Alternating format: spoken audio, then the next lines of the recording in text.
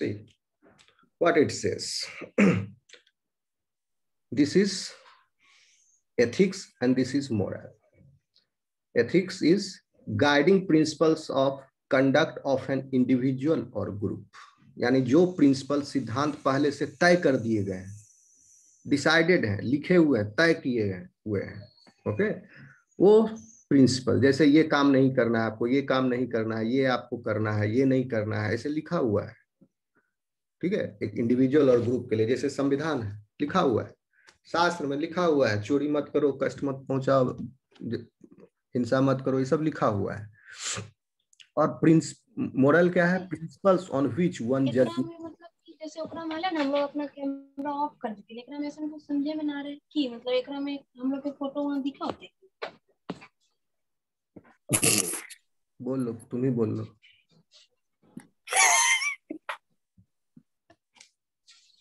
झाड़ू तो ही देने वाला, मैं बाहर कर दूंगा।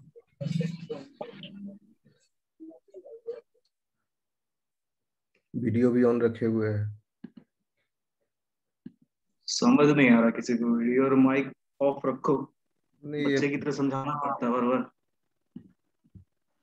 अभी नर्सरी के स्टूडेंट से लग रहा है, कोई चलो, मैच्योरिटी है नहीं, मैं 2-3 बार वार्न करूंगा, उसके बाद रिमूव कर दूंगा। ओके, क्योंकि बहुत देखो टाइम आधा इसी में जाया हो जाता है और एक फ्लो टूट जाता है पढ़ाने का। ओके, कहाँ थे?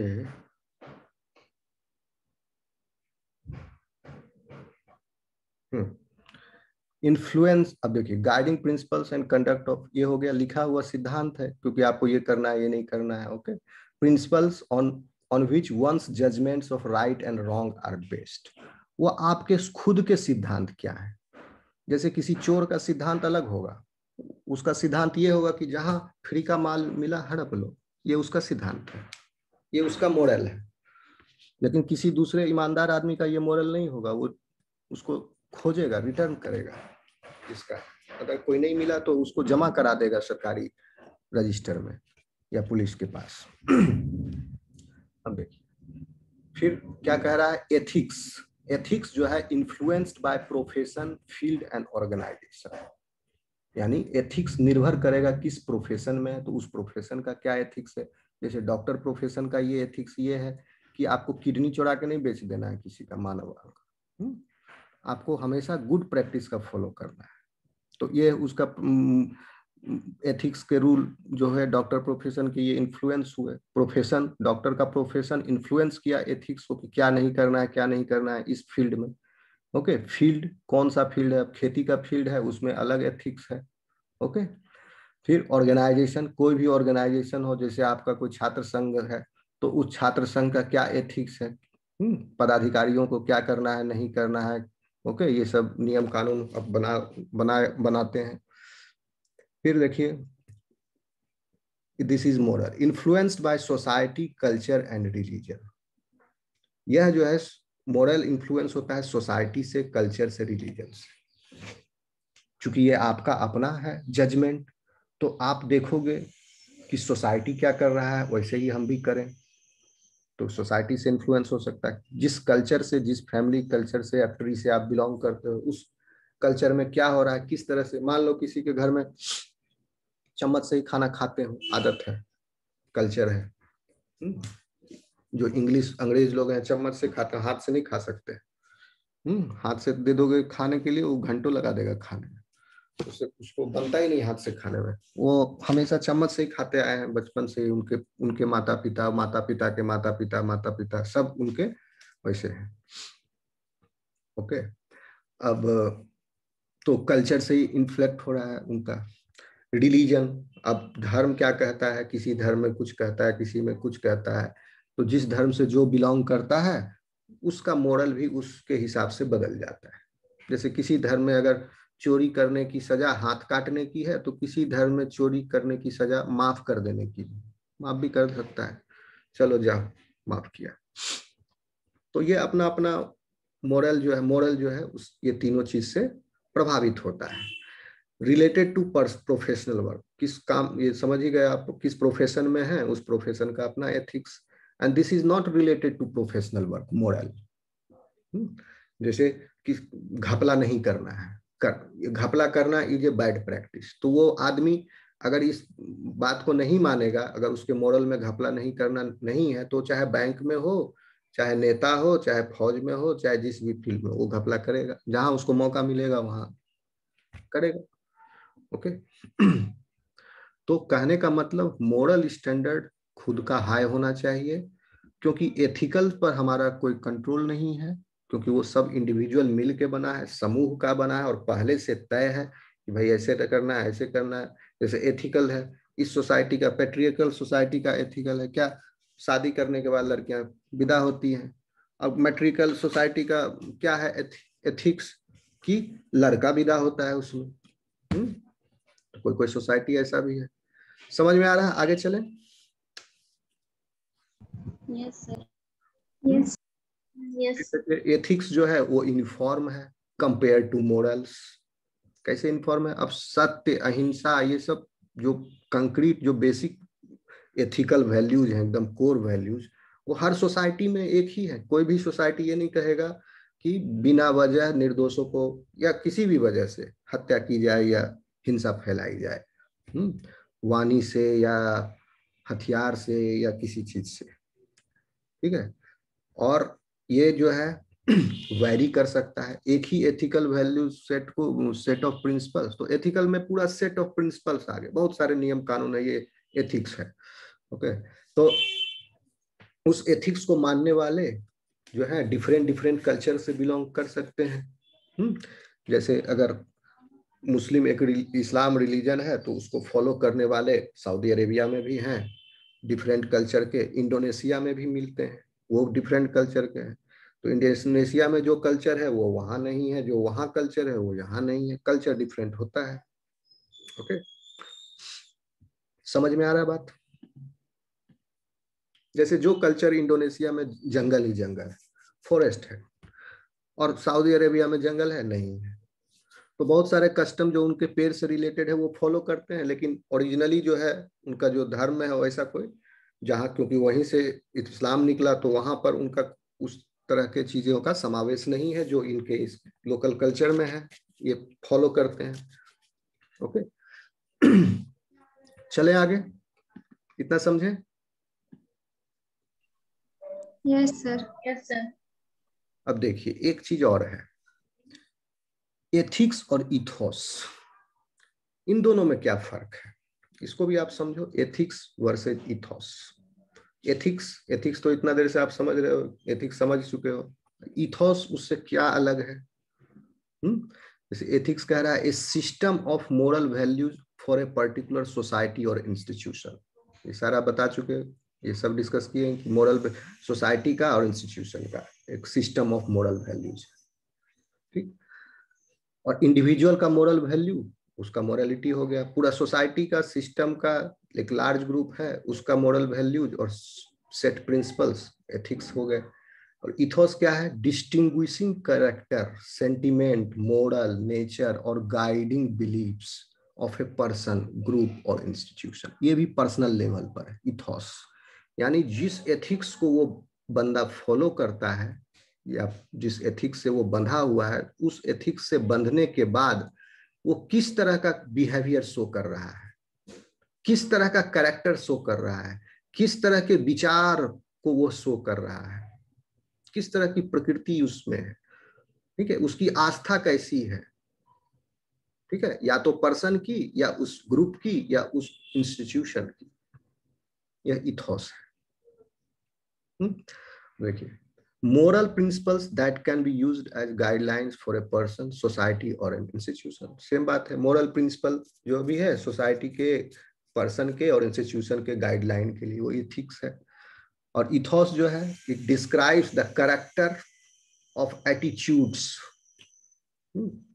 कैरेक्टर ऑफ एटीट्यूड, जैसे किसी को बढ़िया बात बोलो, वो ऐठ के चल दिया, ये उसका इथोस है। कोई थैंक यू बोलेगा, ये उसका इथोस है। Describe the characters of attitude and beliefs of a certain person, society and or an institution। ये हो गया आपका ये भी इथोस हम और अच्छे से आपको एक्सप्लेन करेंगे, डोंट वरी, पहले इसको देख लो आप। फिर क्या कह रहा है, हैव ए यूनिवर्सल आउटलुक, जब जान रहे हो फॉर्म है, ये भी एक्सप्लेन कर दिया यूनिवर्सल कैसे है। comparatively more customized since it shows the identity and beliefs that can be distinguished from others। इसमें वेरिएशंस हैं, हो सकता है इस कल्चर में कुछ अलग इथॉस हो, दूसरे कल्चर में कुछ अलग इथॉस हो, जो कि एथिक्स में ओवरऑल एथिक्स सेम है, उस एथिक्स के अंदर इथॉस जो है एक कि उस मतलब आप समझो कि ये कानून है, समझो एथिक्स, ठीक है, एथिक्स कानून है और इसका इम्प्लीमेंटेशन इथॉस है। इस कानून का, जैसे अब सच बोलने का कानून अगर कहीं है तो भले आदमी सच बोल रहा है कि नहीं बोल रहा है, दैट विल बी इथॉस। उस कानून को, उस एथिक्स को पालन करने वाले जो ग्रुप है, सोसाइटी है, उसका कैरेक्टर क्या है, उसके सेंटिमेंट क्या है, मोरल वैल्यूज क्या है, नेचर क्या है, ये सब आ जाता है इथॉस में। और अच्छे से आपको यू कैन गेट दैट, जैसे कि समझो कि आप जैसे आप मान लो कि एथिक्स और इथॉस को डिफरेंस कर रहे हैं, ठीक है, तो एथिक्स जो है refers to a set of moral principle ethics, while ethos जो है ये रेफर करता है, it refers to the character और कस्टम्स और a set of attitudes and values. ठीक है, उस सोसाइटी में उस एथिक्स को पालन करने वाले लोगों क्या खुश हैं, इस एथिक्स को पालन करने के बाद क्या उनके ऊपर बोझ है, ओके, या उनके ऊपर ये भारी हो रहा है, उनके को अलाउ नहीं कर रहे हैं, वो एक्सेप्ट नहीं कर रहे हैं क्या। जैसे चाइना अपने सिंजियांग प्रांत में बहुत ही कड़ा इथोस लागू कर दिया है, एथिक्स लागू कर दिया है। ये वो एथिक्स भले आप उसको बैड कह लो, जैसे सेकेंड वर्ल्ड वॉर में जर्मनी ने जो कंसंट्रेशन कैंप में जो हिटलर ने किया, अभी सी जिनपिंग उससे भी खतरनाक कर रहा है, नोबडी नोज, पूरा वर्ल्ड मीडिया हाइड करता है। तो वो उसने वहां एक एथिक्स लगा, उसी को वो एथिक्स कर रहा है, लेकिन उनके लिए वो एथिकल नहीं है, ओके। तो उसके बदले में जो उसके अंदर प्रेशर में है, वो क्या कर रहे हैं, शो कर रहे हैं अपना कैरेक्टर, सेंटीमेंट, विरोध, ओके। विरोध करेंगे तो सीधा उसको और भी कड़ा पनिशमेंट, तो सब तरह से उसको सप्रेस कर दिया गया है। तो ये इथॉस भी जो है, जो एथिक्स को मानने वाले हैं, उनको सप्रेस कर दिया गया है। आ रहा समझ में? Yes yes. अब देखो, ये एथिक्स जो है ये इथॉस से ही डिराइव है, समझे, क्योंकि एथिक्स कोई लिखा हुआ ऊपर आसमान से गिरा नहीं, समझ रहे हो बात को, इसको किसी आदमी ने यहाँ पर लिखा, कौन लिखा, कुछ अच्छे लोग इकट्ठे हुए और उन्होंने अच्छी अच्छी बातें जो फाइंड आउट की कि हाँ यह सोसाइटी बेईमानी नहीं करता है या कम करता है, अच्छे से रहता है, प्रेम से, सद्भाव से, बिना छल कपट, चोरी, हिंसा, डकैती, सब के अच्छे से यह समाज रह रहा है, तो क्यों नहीं हम इस समाज का अनुसरण करें और एक उस समाज को देख के हम नियम कानून बना दें, उस वहां पर ऐसे हो रहा है तो हम भी ऐसे कर दें संविधान, ताकि हमारे समाज में भी ऐसे ही लोग करें। तो एथिक्स आया इथॉस से ही, कुछ ग्रुप ऑफ मेंबर्स जो थे पहले वो इस तरह के प्रैक्टिस में थे। समझ में आया बात? आगे चले। ये दोनों वर्ड जो है, सॉरी, एथिक्स, इथॉस और एथिक्स दोनों जो है आप देख रहे हो लिंग्विस्टिकली लिंक्ड भी है दोनों, और and they share the same etymology also, okay. लेकिन आजकल के in the present world these two words are used distinctly. समझ में आ रहा है? यस। जैसे फिर से बता देते हैं, एथिक्स जो है ग्रीक वर्ड इथोस से आया है, जिसका मतलब है कैरेक्टर और कस्टम, ठीक है। इथोस का मतलब है कैरेक्टर और कस्टम, और इसी ये ग्रीक वर्ड है, इसी से एथिक्स बना, ओके। तो इसका मतलब हुआ कि एथिक्स जो है वो कंबाइन कर रहा है meaning of the word ethos with the wider meaning of the word ethics, ठीक है, that means ethics is referring now to the set of moral principles और ए सिस्टम। समझ में आ रहा है? मोरल प्रिंसिपल और a system of moral values for a particular society or an institution। जैसे कोई भी डिसिप्लिन जो है वो डीलिंग कर रहा है या तो गुड या तो बैड, मोरल ड्यूटी और ऑब्लिगेशन, दोनों साइड हो सकता है। इसलिए एथिक्स जो है डिफर कर सकता है अकॉर्डिंग टू द इंडिविजुअल और उसका सोशल बैकग्राउंड भी एटसेट्रा। लेकिन एथिक्स जो डिफाइन किया गया है क्या, कि what are morally good and acceptable form, समझ में आ रहा है? Acceptable form a majority of the society, यानी उस सोसाइटी के बहुतायत लोगों द्वारा क्या चीज एक्सेप्ट कर लिया गया कि हाँ ये सही है, इसका पालन होना चाहिए, that will come under ethics. Okay, और उसके विपरीत, विपरीत नहीं, उससे सिमिलर ही है, क्या है इथोस? इथोस का मतलब बता ही दिए, कैरेक्टर और कस्टम है। सबसे पहले एरिस्टोटल ने इस शब्द का यूज किया था और उन्होंने डिस्क्राइब किया था ए मैन्स कैरेक्टर और पर्सनालिटी बाय दिस वर्ड। लेकिन आज के युग में इथोस जो है रेफर कर रहा है to the guiding beliefs and values that distinguish a person, society or institution from others। समझ रहे हो? जैसे इंडिया में रहने वाले, समझ लो कि पूरे भारत का एक एथिक्स है, समझ लो एक संविधान है, समझ रहे हो? एक संविधान है।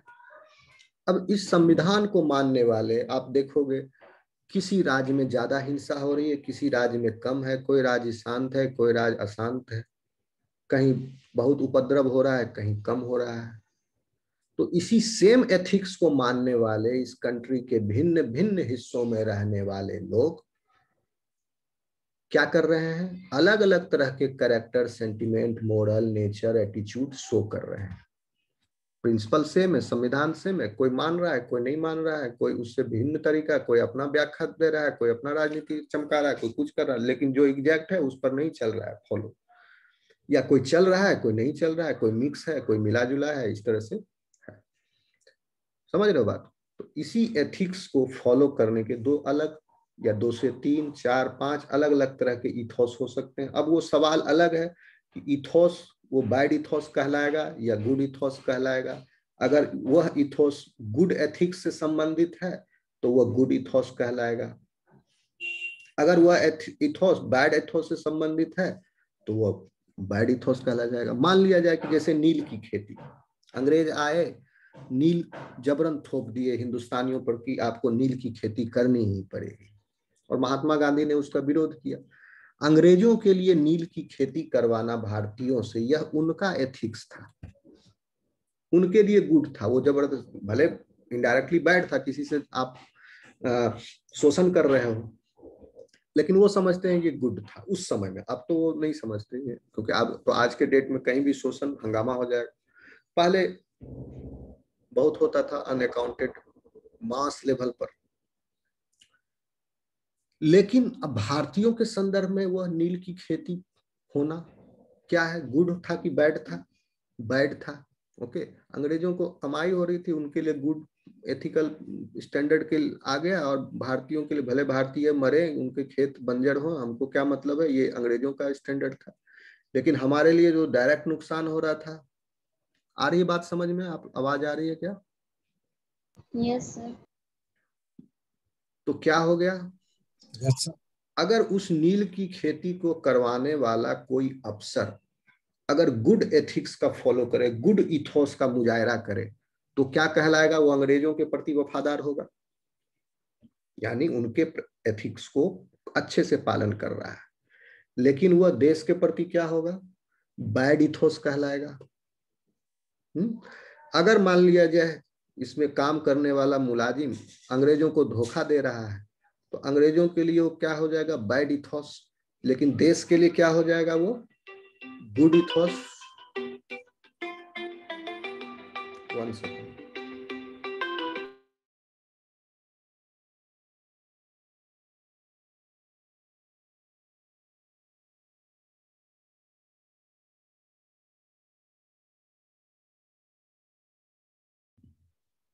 आ रहा समझ में? आवाज आ रही है मेरी?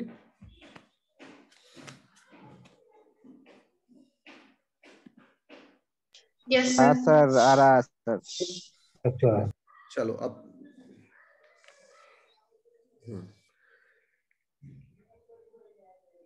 कहाँ थे? ओके, तो इसका मतलब हुआ कि इथॉस जो है वो मेनली रिफर कर रहा है एक कोर सेट ऑफ एटीट्यूड को, बिलीफ को, वैल्यू को। और यह सब मिल के दे रहा है क्या? Identity to a person. यानी यह उस पर्सन का, ये सारे इथॉस मिलकर के उस पर्सन का कैरेक्टर सर्टिफिकेट बन रहे हैं। यह व्यक्ति कैसा है, पर्सन या कम्युनिटी या ग्रुप का भी आइडेंटिटी बन रहा है। जैसे टाटा ग्रुप का हम बताए, उसमें कॉर्पोरेट सोशल रेस्पॉन्सिबिलिटी बहुत ज्यादा फॉलो कर रहा है टाटा कंपनी। तो टाटा कंपनी का एथिकल स्टैंडर्ड बहुत हाई है। यह एथिकल स्टैंडर्ड क्यों हाई है? उसके अच्छे इथॉस की वजह से। आई बात समझ में? Yes sir. ओके, जैसे अब ये दोनों वर्ड भी क्या है? एटिमोलॉजिकली लिंक्ड वर्ड्स हैं, समझ गए? लेकिन फिर भी nevertheless the difference between ethics and ethos जो है is that ethics refer to a set of moral principle, ethics, while ethos refers to the character or custom or set of attitudes and values shown by that person or group or institution. हो गया? यहां पर हम ethics और ethos को conclude कर रहे हैं। होप कि आपको समझ में आ गया होगा। कुछ नहीं समझ में आया तो पूछ सकते हैं। आगे बढ़े। Yes sir. ओके, सो अभी तक हम क्या कह रहे हैं कि टाटा कंपनी की बात कर रहे थे बार बार। क्यों? क्योंकि देखिए एक कंपनी का क्या रोल है, क्योंकि यह कंपनी जो है वैल्यू एडिशन करती है ऑन ए लार्ज स्केल। ठीक है, एक संगठन जो है एक कर्मचारियों का, हजारों लाखों कर्मचारियों का एक समूह है जो कि एक दिशा में अनवरत कार्य कर रहे हैं बहुत दिन से, सालों से। तो उसका इम्पैक्ट जो है देश पर, सोसाइटी पर, क्योंकि सालों से चल रहा है और एक बड़ा ऑर्गेनाइजेशन है, लार्ज वॉल्यूम है, हर शहर में उसके ब्रांचेज है, हर शहर में ऑफिस है, डिफरेंट डिफरेंट प्रोडक्ट है, लाखों करोड़ों लोग उससे डायरेक्टली इनडायरेक्टली खा पी रहे हैं, पेट जीवन यापन कर रहे हैं। ओके, इवन आतंकवादी को भी रोजगार दिया टाटा, ये समझ लो। कसाब आया ताज होटल में, क्या मिला उसको? रोजगार ही मिला ना। टाटा ने का होटल में बमबारी करके 9/11 अटैक जानते हो? नहीं, 9/11 26 तो आतंकवादी को भी एम्प्लॉयमेंट दिया, सोचो। तो अब देखिए, तो क्यों इसका इंपॉर्टेंस बढ़ता है? सवाल उठता है। क्योंकि देखिए जब से यह इकोनॉमिक्स शुरू हुआ, पहले तो क्या था, जब इकोनॉमिक्स बहुत ही लो स्केल पर था, क्रय विक्रय एक वस्तु के बदले दूसरे वस्तु के बीच में होता था। हम ये सामान लिए तुम वो, तो उस समय तक इकोनॉमी उतना विशाल नहीं था। एक बहुत ही कुछ लोगों तक सोसाइटी के धनी और सेठ लोग करते थे व्यापार, और नीचे के तबके के लोग कम करते थे। जो कृषि था वो भी व्यापार नहीं, वो मजदूरी ज्यादातर के कैटेगरी में आता था, क्योंकि कृषि का पूरा लैंड जो होता था वो किसी बड़े जमींदार का या राजा का या उसका होता था। तो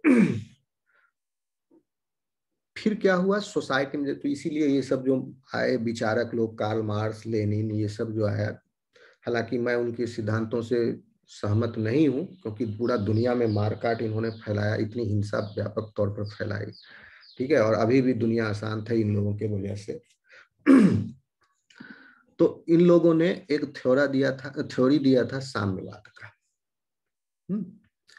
कम्युनिज्म, और एक था कैपिटलिज्म। कैपिटलिज्म क्या लाया दुनिया में? समृद्धि, सुख, पैसा। ये आजकल जो जितना भी चीज का आप उपयोग कर रहे हो, गाड़ी से लेके मोबाइल से लेके जहाज, ट्रेन, ये सब किसकी देन है? कैपिटलिज्म की देन है, पूंजीवाद की देन है। अगर पूंजीवाद ना होता तो चूंकि प्रॉफिट के पीछे सब भाग रहा है, उससे वैल्यू एडिशन हो रहा है। हम इतना टाइम क्यों दे रहे हैं? हम भी इतना टाइम इसलिए पढ़ाई कर रहे हैं क्योंकि देखो, नहीं भी पढ़ाएंगे तो भी उतना ही मिलना है, जो घर में सोया है उसको भी उतना मिलना है, जो हमको भी उतना ही मिलना है। लेकिन ये मेरा इथॉस है। ओके, तो क्या कह रहे थे? कम्युनिज्म। तो कैपिटलिज्म जब आया आपको, तो शुरुआत में जब कैपिटलिज्म था, इमेच्योर था। स्क्रीन दिख रहा है आपको? Yes sir. शुरुआत में जो कैपिटलिज्म था वो नया नया था, औद्योगिक क्रांति शुरू ही हुई थी, तो कैपिटलिज्म उतना एडवांस नहीं था। वो ज्यादातर शोषण करते थे, जो भी कमजोर दिख गया उसको शोषण किया। जैसे अफ्रीका से बहुत सारे मजदूरों कालों को लेके बना के ले गया यूरोप अमेरिका, अपने यहाँ मजदूरी कराने बिना पैसा के। भारत से भी गिरमिटिया मजदूर ले जाए गए बहुत बहुत दूसरे दूसरे जगह, सूरीनाम वगैरह, गुयाना वगैरह, फिजी में, ये सब अंग्रेज ले गए काम कराने के लिए, मॉरिशस में। तो ये पूंजीवाद का बहुत ही क्रूर चेहरा था। पहले लूट खसोट ज्यादा थी और अननेसेसरी टैक्स था, प्रदूषण बहुत ज्यादा था, औद्योगिक क्रांति, सारा कोयला जलाना शुरू कर दिया उस समय। तो ये क्रूर चेहरा कैपिटलिज्म का आया। और आप लोग भी जानते हो प्राइवेट कंपनियां किस तरह उल्लू बनाती हैं, चूसती हैं जनता का पैसा। ये देखते भी हो आप लोग आज भी। कोई भी प्रोडक्ट अगर नकली निकल जाता है तो क्या करते हो? गाली देते हो, चलो पैसा बर्बाद कर दिया। तो लेकिन कैपिटलिज्म साथ ही साथ क्या है? इस पूरे ग्रोथ का, प्रोस्पेरिटी और ग्रोथ का पूरे वर्ल्ड में यह एक इंजन है। So you can say capitalism is the engine that has delivered huge prosperity around the world. ठीक है? अदर सिस्टम भी जैसे कम्युनिज्म हुआ, साम्यवाद, अदर सिस्टम भी जो है उसमें भी इकोनॉमी ग्रो कर रहा है, बट इकोनॉमी जो है appear to lead to restrictions in freedom and are often led by authoritarian regimes. क्योंकि कैपिटलिज्म वहां पर आया जहां डेमोक्रेसी था, और साम्यवाद वहां आया जहां पर साम्यवाद ने तानाशाह डिक्टेटरशिप को जन्म दिया। ऑथोरिटेरियन रेजिम्स हो गए जितने भी साम्यवादी रेजिम्स है, सब ऑथोरिटेरियन, मतलब वो एक आदमी है, उसी का बात को पत्थर की लकीर है। चीन में भी वही है, पहले युगोस्लाविया में भी वही था, वहां बाद में कम्युनिज्म ध्वस्त हुआ फिर। ओके, क्यूबा में भी वही था। तो कहने का मतलब है कि कोई भी सिस्टम हो, कैपिटलिज्म हो, कम्युनिज्म हो, दोनों की अपनी अच्छाइयां हैं, बुराइयां हैं, खामियां हैं, कुछ उसके क्या कहते हैं, प्रोज हैं, कॉन्स हैं। लेकिन आपको अब ये चुनना, अब दो खराब चीज है तो आपको ये चुनना है कि इसमें से ज्यादा खराब कौन है, उसको छोड़ोगे, जो कम खराब होगा उसको लोगे। ओके, हालांकि इसी खराब नहीं है वो, बहुत सारी अच्छी चीज, प्रोग्रेस हो रहा है, प्रोस्पेरिटी हो रहा है। ओके, लेकिन उसमें जो बैड एलिमेंट्स हैं वो भी है, तो आप चुनोगे उसको जिसको कम बैड एलिमेंट्स हो। इसीलिए कैपिटलिज्म भी जो है परफेक्ट नहीं है, लेकिन परफेक्ट नहीं होने के बावजूद भी, और साथ ही कैपिटलिज्म के ऊपर खतरा भी है, डेंजर भी है। अगर दुनिया में फिर कैपिटलिज्म अगर धीरे धीरे अगर मान लो इस तरह से ऑथोरिटेरियन रेजिम हावी होते रहे, मार काट चलते रहा, तो कैपिटलिज्म डेंजर में आ जाएगा। लेकिन अमेरिका बहुत बड़ा झंडा बरदार है इसका, कैपिटलिज्म का, तो दुनिया उसके पीछे पीछे अभी भी चल रही है। अभी तो निकट भविष्य में नहीं होने वाला, बट खतरा है, इज इन डेंजर। चाइना बहुत तेजी से ग्रो कर रहा है, is in danger, okay, of being replaced by something much worse. Capitalism से जो रिप्लेस होकर के जो सिस्टम आएगा वो उससे भी खराब होगा। जैसे अमेरिका इराक में ऑथोरिटेरियन सद्दाम हुसैन को रेजिम को हटाया, ये कह करके कि वहां पर एक बढ़िया सरकार और शांति प्रिय, मारकाट खून खराबा ये सब नहीं होगा, हम ढंग से सब करके जाएंगे। क्या हुआ नतीजा? पहले ही ठीक था इसका मतलब, वो तो बाद में और बम फोड़ के फिर खत्म कर दिया। अभी अफगानिस्तान से जो गया उससे बढ़िया पहले ही था वो ठीक।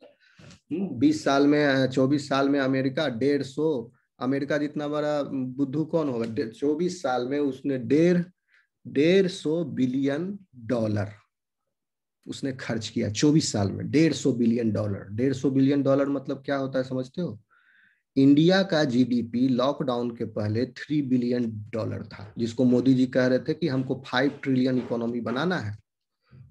इंडिया अपने देश का पूरा कमाई 3 बिलियन डॉलर था एक साल का लॉकडाउन के पहले, अभी तो और घट गया होगा।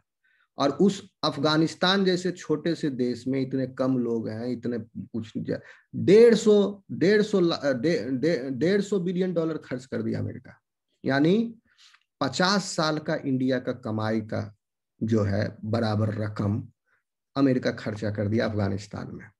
अगर मान लो कि ये 50 इंडिया के कमाई का रकम अगर अफगानिस्तान में कंस्ट्रक्टिव वर्क में अगर खर्च कर किया होता या ऐसे परिस्थितियां रहती, तो अफगानिस्तान का रोड अभी चकाचक रहता और हर मोहल्ला और हर गली में अस्पताल और स्कूल रहते। 150 लाख करोड़ मामूली रकम नहीं है। 150 लाख करोड़ डॉलर, वो भी डॉलर बोल रहे हैं, ओके। इंडिया का एक साल का कमाई 3 लाख डॉलर है, 50 साल का वो। और मिला क्या? अंत में गया पूरा तबाही करके, अभी पत्थर ही पत्थर, सब रूबल सब धराशायी होके गया।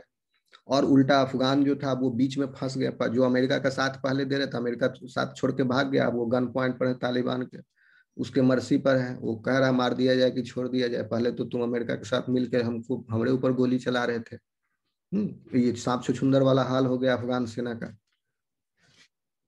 ठीक है, खैर ये तो हो गया आपका ये बात। यानी कहने का मतलब कैपिटलिज्म में तो रिप्लेस होकर, कैपिटलिज्म को भी जब रिप्लेस कर दोगे आप क्रांति करके, तो जो सिस्टम आएगा वो उससे कहीं ज्यादा वर्स होगा और खून खराबा होगा। तो इसका मतलब है we need an independent and robust legal framework, हम लोगों को चाहिए, जिससे कि एक होलिस्टिक डेवलपमेंट और बेनिफिट हो। लेकिन क्या ये संभव है? नहीं है। तो हम लोग क्या लेके चलेंगे जो सबसे कम नुकसान करे सिस्टम और जिससे फायदा मिल रहा है डायरेक्ट। तो यह जो, इसलिए बिजनेस का इंपॉर्टेंट रोल है। तो leaders of the businesses also they need to give back to the communities. यानी अब आवश्यकता है कैपिटलिज्म के जो लीडर हैं, बिजनेस लीडर, यानी अंबानी, रिलायंस कंपनी का मालिक अंबानी, टाटा कंपनी का मालिक टाटा, रतन टाटा। मालिक कहने का मतलब एक साधारण भाषा में बता रहे हैं, इसमें मालिक कोई नहीं होता है, सीईओ डायरेक्टर्स ऐसे होते हैं, जिसके पास शेयर ज्यादा होता है, ओनरशिप उसके पास इतना % है, ये सब तरह से होता है। तो ये सब बिजनेस लीडर्स जो बड़े बड़े टाइकून्स हैं, business tycoons, even mark Zuckerberg Facebook वाला, आपका अमेजन का जॉस बॉय, ये सब आपका टेस्ला वाला, इलॉन मस्क, जो धनाढ्य है, गूगल वाला, जिनके पास खूब, ये लोग जो बड़े बड़े बिजनेस टाइकून हैं, इनको अपने बिजनेस मॉडल में चेंज लाना पड़ेगा। इनके पास बहुत पैसा है और इस तरह से अपने बिजनेस मॉडल को इनको मॉडिफाई करना है जिसमें यह सोसाइटी को, कम्युनिटी को वापस दे, गिव बैक, दे पे बैक टू द कम्युनिटी, जैसे टाटा करता है।